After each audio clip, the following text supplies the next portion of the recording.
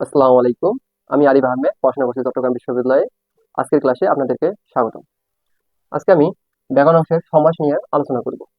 সমাস শব্দের অর্থ হচ্ছে সংক্ষেপণ, মিলন বা একপদীকরণ, একাধিক পদকে একপদীকরণ। আর সমাসকে সন্ধি বিচ্ছেদ করলে আমরা যে জিনিসটা পাই সেটা হচ্ছে সম যোগ ধাতু যোগ অস যোগ অ, তাহলে হয় সমাস।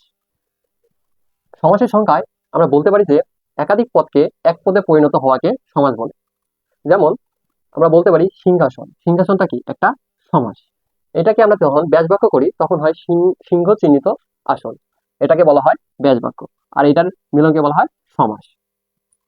সমাস করতে প্রধানত চারটি জিনিস প্রয়োজন হয়।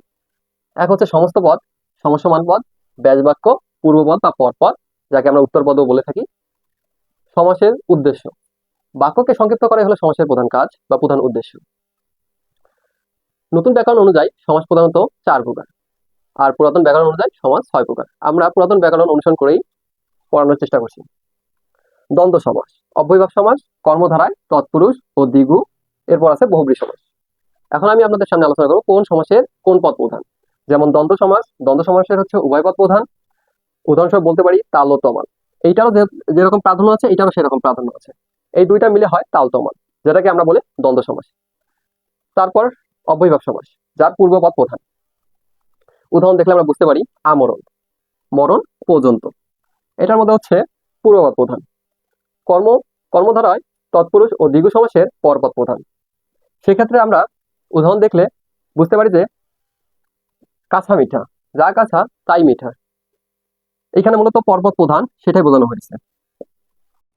বহুব্রী সমাস, বহুব্রী সমাসে মূলত কোনো পদ প্রধান না। এখন বহুব্রী সমাস চেনার উপায় কি? বহুব্রী সমাস চিনতে গেলে এইখানে বোঝানো হয় যে X plus Y equal to Z. বহুব্রী সমাসে এক্স প্লাস ওয়াই দুইটার মধ্যে কোনোটারই কথা বোঝাবে না, জাস্ট জেড কে বোঝানো হবে। যেমন নীলকণ্ঠ, নীলকণ্ঠ যার, এইখানে নীলকণ্ঠ যার বলতে বোঝানো হচ্ছে একমাত্র শিব, শিবের কথা বোঝানো হচ্ছে। শিবের হচ্ছে নীলকণ্ঠ, এই জন্য শিবকে মূলত বোঝানো হয়েছে। এই জন্য বলছে যে বহুব্রী সমাসে কোনো পদেই প্রধান না। এই ছিল সমাসের মূল আলোচনার বিষয়। আবারও পরবর্তী কোনো ক্লাসে সমাস নিয়ে আলোচনা হবে। আজকে এ পর্যন্তই। ধন্যবাদ সবাইকে।